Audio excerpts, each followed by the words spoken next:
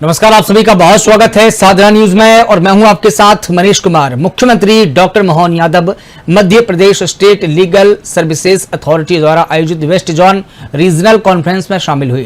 कार्यक्रम में केंद्रीय कानून मंत्री अर्जुन राम मेघवाल और सुप्रीम कोर्ट के चीफ जस्टिस सूर्यकांत भी शामिल हुए। इसके बाद मुख्यमंत्री डॉक्टर मोहन यादव भोपाल में आयोजित ब्रिक्स सम्मेलन के समापन समारोह में शामिल हुए, जहां उन्होंने ब्रिक्स देशों के सांस्कृतिक मंत्रियों के साथ बैठक की। बैठक में अपने अपने देशों की सांस्कृतिक विरासत, संग्रहालय, रचनात्मक अर्थव्यवस्था, सांस्कृतिक आदान प्रदान, क्षमता निर्माण और लोगों से लोगों के बीच जुड़ाव जैसे क्षेत्रों में सहयोग को मजबूत करने को लेकर मंथन किया है। देखिए हमारी एक खास रिपोर्ट।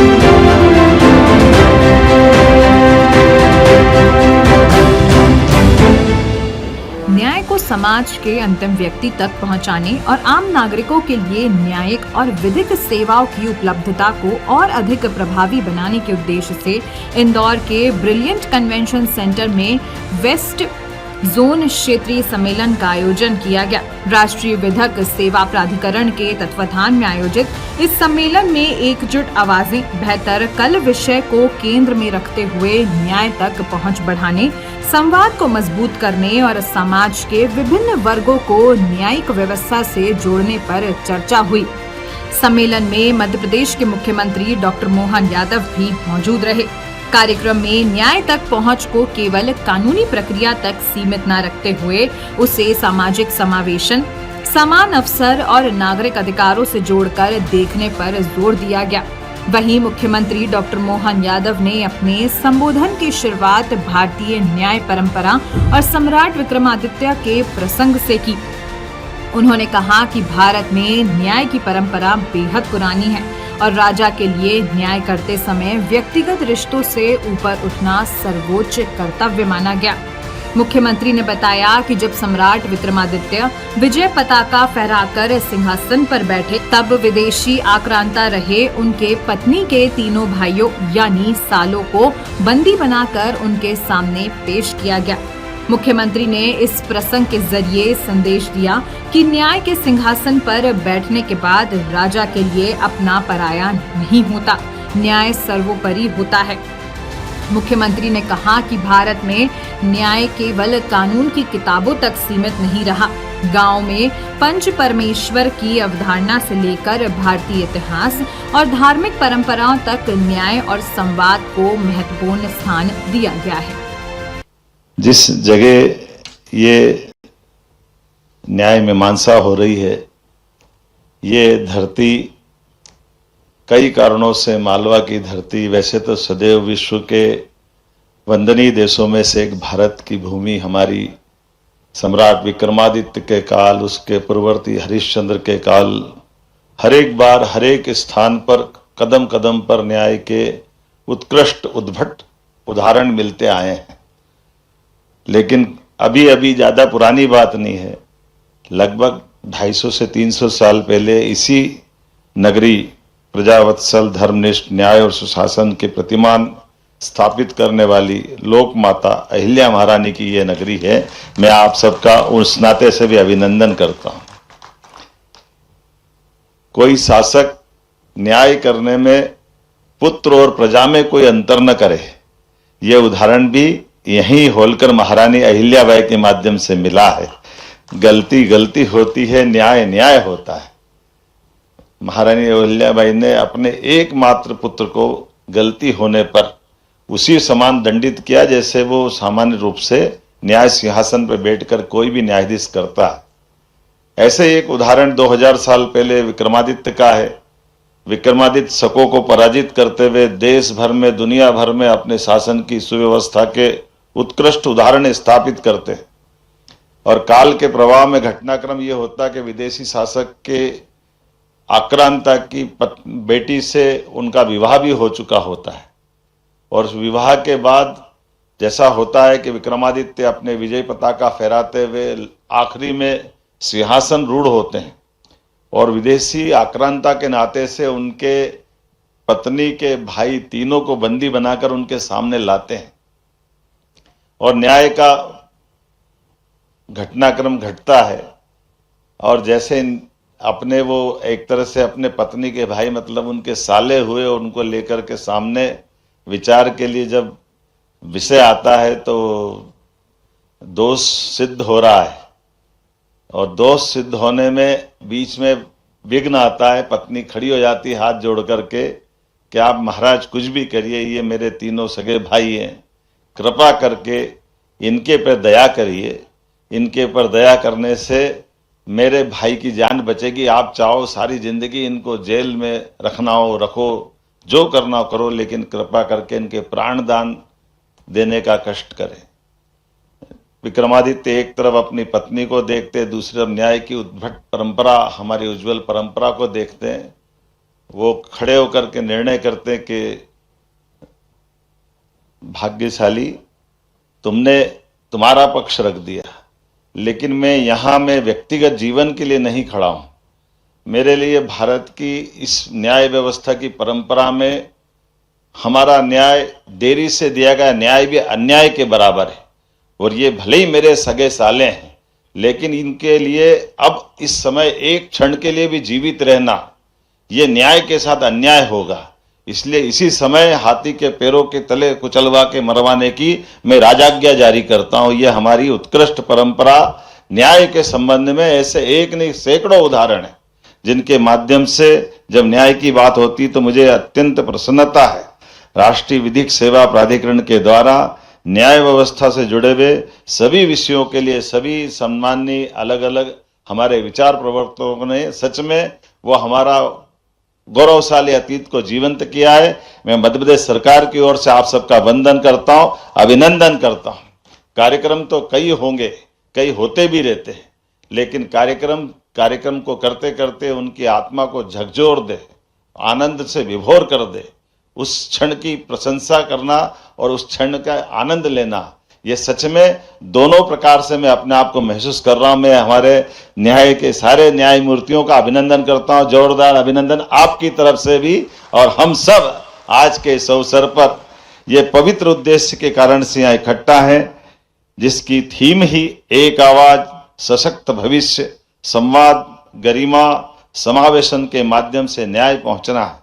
मैं संविधान की प्रस्तावना की लोक कल्याणकारी राज्य के धर्म और कर्तव्य समाहित जिस प्रकार से भाव है, उसी आधार पर इस प्रस्तावना में भी न्याय, स्वतंत्रता, समानता और बंधुत्व को लोकतंत्र का जिसमें आधार बनाया गया है। सम्मेलन की थीम संविधान की प्रस्तावनाओं के मूल भाव को साकार कर रही है। मुझे प्रसन्नता है सम्मेलन के मध्यस्थता के माध्यम से छोटे छोटे विवाद का निपटान, केस पेंडेंसी को कम करने जैसी गंभीर विषयों पर भी मंथन हो रहा है। और वैसे तो हमारी परंपरा वास्तव में न्याय की परंपरा पंच परमेश्वर की अवधारणा रही है, जिन्होंने कभी समझाकर, कभी संवाद से, कभी समझौतों से विवादों को सहजता से सुलझाया है। गीता का ज्ञान भगवान कृष्ण के उस महाभारत के उस दृष्टांत के साथ भी आता है कि उन्होंने 5 गांवों से भी समाधान का मार्ग खोजने का प्रयास किया, उससे वो भीषण समर टल सकता था। हमारे संविधान में हजारों वर्ष की भारतीय न्याय परंपरा आधुनिक लोकतांत्रिक मूल्यों का उत्कृष्ट संगम है। यह देश का न्याय विधान है। न्याय के मंदिर हमारे न्यायालय हैं। भारतीय अदालतों को न्याय के मंदिर में लोग श्रद्धा से न्याय मिलने के मंदिर के नाते से देखते हैं। नागरिक न्याय मिलने के भरोसे से न्यायालय की चौखट पर कदम रखते हैं।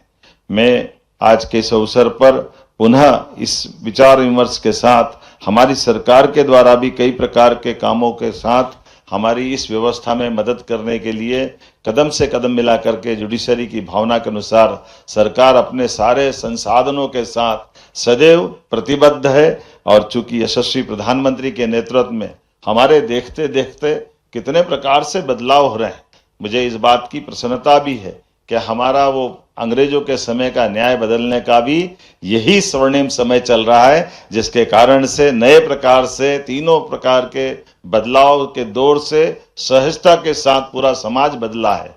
और हमारे लिए आधुनिक तंत्र के आधार पर भी अब ई filing, digital record, one data one case, virtual सुनवाई, आधुनिक न्याय प्रबंधन जैसी प्रणालियों का न्याय प्रणाली के माध्यम से कायाकल्प हुआ है। माननीय प्रधानमंत्री जी के नेतृत्व में सच में सदियों पुराने औपनिवेशिक दौर के कानूनों की जगह जो कानून लागू किए गए हैं, वो इसी कड़ी में जन विश्वास अधिनियम के माध्यम से छोटे छोटे उल्लंघनों को भी अपराध की श्रेणी से बाहर कर कानूनों को अधिक सरल और नागरिक हितैषी बनाया गया है।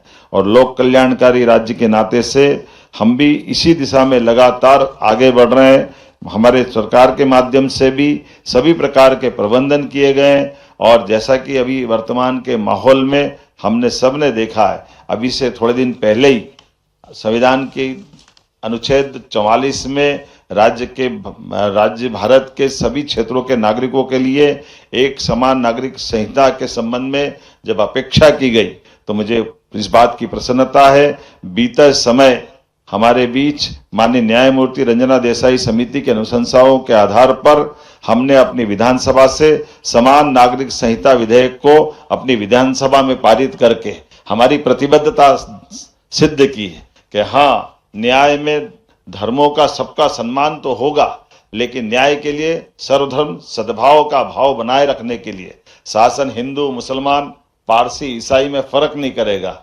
हमारे लिए आज के इस दौर में युवा पीढ़ी के प्रति भी वही प्राथमिकता है।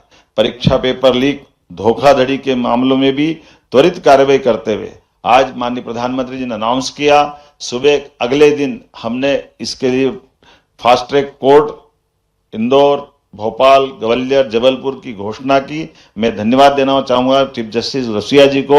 शाम को आपने अपॉइंटमेंट भी किया और एक दिन के 24 घंटे के अंदर ये चारों फास्ट ट्रैक कोर्ट का गठन हो करके हमने हमारी कार्यप्रणाली जनता के सामने लाने का प्रयास किया है। मैं साइबर सुरक्षा, राष्ट्रीय स्वचालित फिंगरप्रिंट प्रणाली, E0 FIR, स्मार्ट पुलिसिंग के माध्यम से आज प्रदेश की पुलिसिंग खास करके वर्तमान के दौर की दृष्टि से बेहद सक्षम हो रही है। एक बार फिर मैं justice for children fellowship programme के शुभारंभ और न्याय के स्वर के विमोचन के लिए भी कितनी सुंदर कल्पना की गई है। हमने दीप प्रज्वलन तो सब होते देखा है, लेकिन कोपलों के साथ फूटते नए वृक्ष के साथ हमारी सभी कदमों के साथ चलते हुए इस पूरी भावना का प्रकटीकरण पहली बार देखा है। और इसी प्रकार से ये सुंदर आयोजन में जो सुंदर कल्पना की गई, सभी अतिथियों को बताना चाहूंगा और अतिथियों के सामने आगंतुक सभी मित्रों की तरफ भी एक एक जस्टिस को जिस प्रकार से हमारे दिव्यांग भाई बहनों के स्कूल से ला करके उनके माध्यम से न केवल सम्मान कराया गया, बल्कि एक सुंदर कार्ड के माध्यम से उनका स्वयं का चित्र भी दे करके उसमें अपना प्यार का जो स्नेह दिखाया है। सच में मैं ये कल्पनाशीलता के लिए भी बधाई देना चाहूंगा एक बार फिर इस पूरे आयोजन के लिए। और इस अवसर पर हमारे राज्य के बाहर से आए सभी अतिथियों का मैं पुनः वंदन करता हूं, अभिनंदन करता हूं, बधाई देता हूं पूरे आयोजन के लिए। बहुत बहुत धन्यवाद। भारत माता की जय। मध्य प्रदेश के मुख्यमंत्री डॉक्टर मोहन यादव ने भोपाल के कुशाभाऊ ठाकरे सभागार में आयोजित 11वें ब्रिक्स संस्कृति मंत्रियों के सम्मेलन के समापन समारोह में शामिल हुए।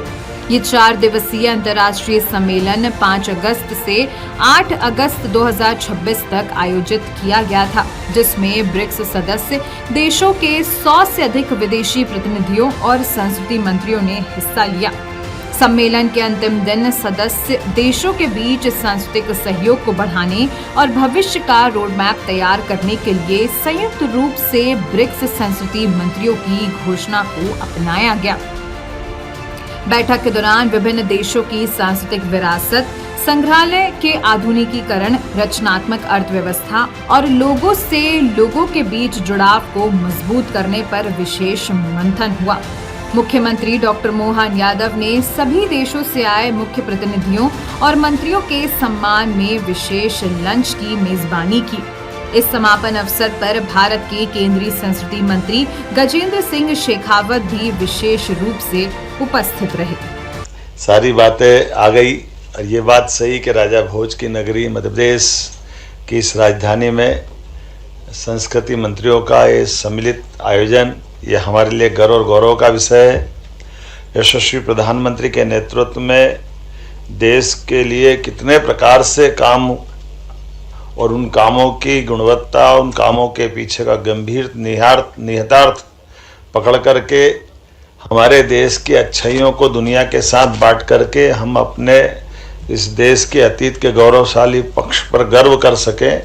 ऐसे में अगर सारे विषयों के साथ देखें तो कल्चर का, अतीत का हमारा बहुत स्वर्णिम अध्याय रहा है, उसको जीवंत करते हुए और वो सभी वेद वाक्य जो माननीय मंत्री जी ने भी बोले, हमारा तो भाव वसुधैव कुटुंबकम का है। हम अपने उस वसुधैव कुटुंबकम के भाव के बलबूते पर कल्चर की जो अच्छाइयाँ जियो और जीने दो, सर्वे भवन्तु सुखिनः जो उनने वेद वाक्य सुनाया, सच में वास्तव में आज ये नगरी धन्य हुई। हमारा राज्य आभारी है माननीय मंत्री जी का और इनके माध्यम से वो सारे स्वनाम धन्य अलग अलग देशों के माननीय मंत्रीगण या वहाँ के अधिकारीगण हमारे बीच पधारे। कई लोग तो पहली बार आए, पहली बार लोगों ने भोपाल देखा और अब यहाँ से सांची जा रहे हैं। मैं अपनी ओर से माननीय मंत्री जी का आभार व्यक्त करूँगा, माननीय मोदी जी की उस भावना के अनुसार कि मध्य प्रदेश ये देश का दिल है और देश का दिल ऐसा ही धड़कता रहे और आपका साथ मिलता रहे। बहुत धन्यवाद। भोपाल डिक्लेरेशन में जैसा मैंने कहा पहली बार आउटकम बेस्ड डॉक्यूमेंट बना है। अब इन आउटकम्स पर जब कभी भी चर्चा होगी, अगली मीटिंग में अगले साल पूरे चाइना में पूरे साल भर संस्कृति समूहों की बैठक में भोपाल डिक्लेरेशन गूंजेगा और उसके बाद जब कभी भी चर्चा होगी तब निश्चित रूप से भोपाल का नाम इस सारे आउटकम्स के साथ में हमेशा हमेशा के लिए जुड़ गया है। तो मैं मानता हूँ कि ये माननीय मुख्यमंत्री जी, माननीय चीफ सेक्रेटरी साहब, इन सब ने जो भाव व्यक्त किया, मैं भी उसके लिए मध्य प्रदेश का बहुत सारा धन्यवाद।